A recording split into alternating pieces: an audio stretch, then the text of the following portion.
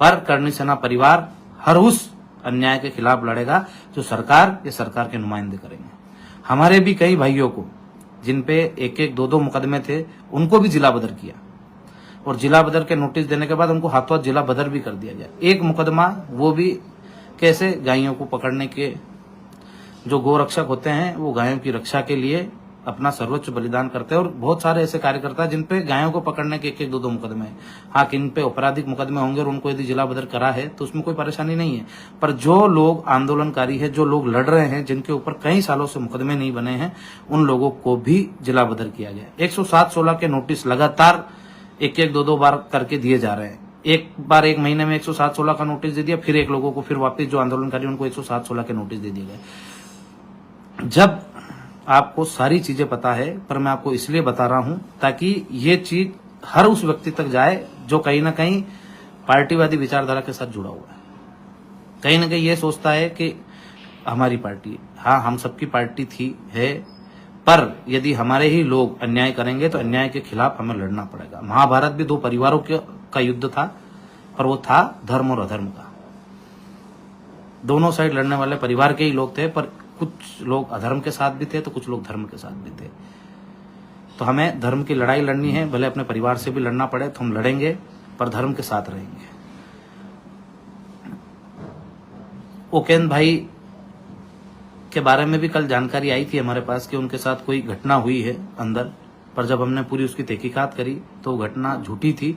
कुछ लोगों ने हमें भड़काने के लिए या हम कोई उग्र रूप में कोई आंदोलन कर दे या कोई ऐसी घटना कर दे, इसके लिए कुछ लोगों ने फेक कॉल के जरिए हमें सूचना पहुंचाई थी कि मैं जेलर बोल रहा हूं, वहां ओकेन भाई को लग चुकी है। जब हमने वहां की तहकीकात करी, अंदर तक हमारे व्यक्तियों को भेजा और हमने तलाश करी, तब हमें पता चला कि वो सुरक्षित है, उनको कुछ नहीं हुआ है, पर उनके साथ भी अन्याय हो रहा है।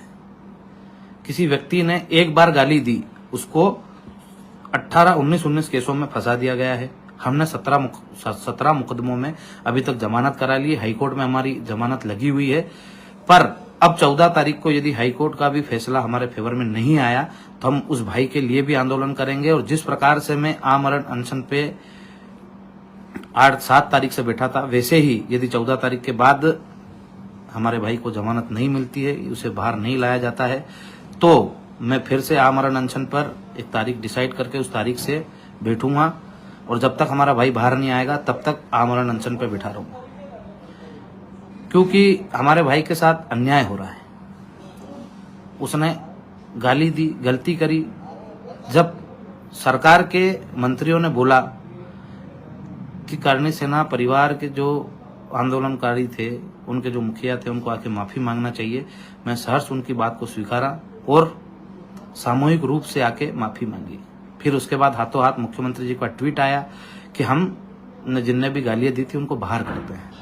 तो ओकेन भाई के साथ साथ हमारे बहुत सारे भाई थे, महतपुर के भी थे, भोपाल के भी थे, शाजापुर के भी थे, देवास के भी थे। सारे भाइयों को जेल में डाला गया। जो लोग हमारे साथ आंदोलन में 8 तारीख से लगा के 11 तारीख तक वहां मौजूद थे, उन लोगों को भी झूठे रूप से महतपुर थाने में फंसाया गया, उनको भी जेल काटनी पड़ी। कई नाबालिग लड़कों के ऊपर भी मुकदमे बनाए और उनको जेल भेजा गया, उनका भविष्य खराब किया गया मुख्यमंत्री जी द्वारा। तब भी हमने उनके जो संबंधित मंत्री थे, जो हमसे चर्चा कर रहे थे, हमने उनको भी खबर करी कि आपने हमें आश्वासन दिया था कि आप माफी मांगोगे तो किसी पे कोई मुकदमा नहीं होगा। सबकी हमने जमानतें कराई है और भाई ओकेंद्र राणा के लिए भी मैंने माफी मांगी थी कि यदि उन्होंने कोई गाली दी है तो उनकी तरफ से मैं उनका भाई होने के नाते माफी मांगता हूं। मुख्यमंत्री जी ने ट्वीट करके कह दिया कि सारे जो भी लोग थे जिनने कोई अभद्र भाषा उपयोग करी थी, मैं उनको माफ करता हूं। क्या ये आपका माफ करने का तरीका है कि एक व्यक्ति को आपने माफ कर दिया, उसके बाद भी वो 2 महीने से जेल में है और जब भी हम जमानत करा के वहां छुड़वाने जाते हैं तो 1-2 थानों के और केस वहां पहुंच जाते हैं कि इनमें अभी जमानत बाकी है। तो ये अन्याय हम सब देख रहे हैं और इसका जवाब हम चुनाव में देंगे। जिस प्रकार से आप षड्यंत्र पूर्वक तरीके से हमारे लोगों को तोड़ना चाहते हैं, आप सोचते हैं कि उनको जिला बदर कर देंगे, हमारे कार्यकर्ताओं को उन पर मुकदमे कर देंगे तो घर में बैठ जाएंगे, दब जाएंगे। जिन जिलों से आप जिला बदर करोगे उन जिलों को छोड़कर प्रचारक के रूप में दूसरे जिलों में हमारे कार्यकर्ता काम करेंगे और आपकी ईंट से ईंट बजाएंगे। आप जिस प्रकार से अनीति और अन्याय कर रहे हैं उसको हम सहन नहीं करेंगे। आपने हमें खाली बोल दिया कि आपकी मांगे पूरी हो जाएगी, 2 महीने पूरे हो गए, आपने कुछ नहीं किया।